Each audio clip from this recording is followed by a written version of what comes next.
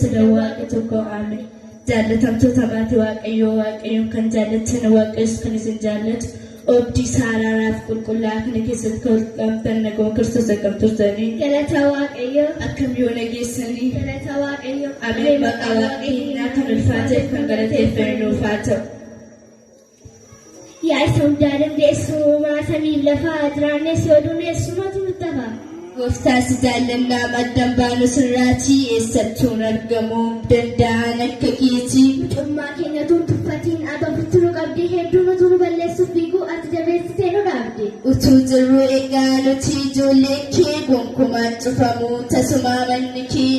Mana keetti na baasuuf kan gonkumaa jiranaanii nuti garuu tasumaan gaggeeffamu gorsa warra gowwootaanii. Jalqabas nama miti kan waa'ee mana keetti borissumaan gaggeeffamnaa fayyisaa lubbuu keenyaadhaati.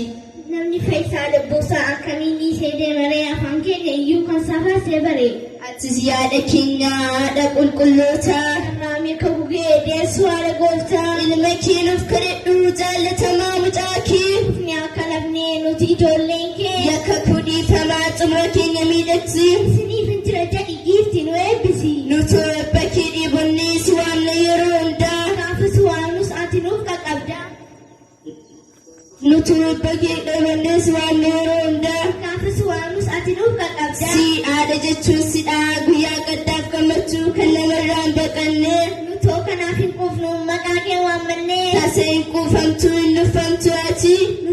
Nutoo si dhiisnee sayyuun deemnu yaa kidaana mirati. Daa'imman akka keenyaaf nun fakkaatan marti. Gorsa yeeyyootaa isaa kottaa mana isheetti. Ijoollee koo jettee arrasisu waamti.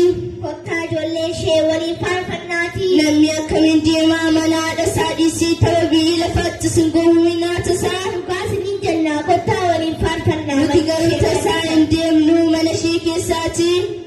Ijoollee keessan ergaa abbootii farmootii. Haadha keessan jedhii waaqayyo nuuf kennee fannoo isaa jalatti. Kidaana mirati haadha keenya nus ijoollee isheeti. Kanaaf isheedhaan jennaa misirroo miidhagduu burqituu bishaan gaarii. Nutoo homaan beeknu daandii kee nu barsiisi ati nu gargaari. Gugee koo siin jennee jajjanna maqaa kee. Hedduu si jaallannaa Maariyaam ilma kee. Ati riqaa Yaaqoob duumessa Eeliyaasi. Ati urgooftuu baala siinaa haadha Iyyesuusii. Mi'aawwaan maqaa kee katabamee jira laphee keenya irratti.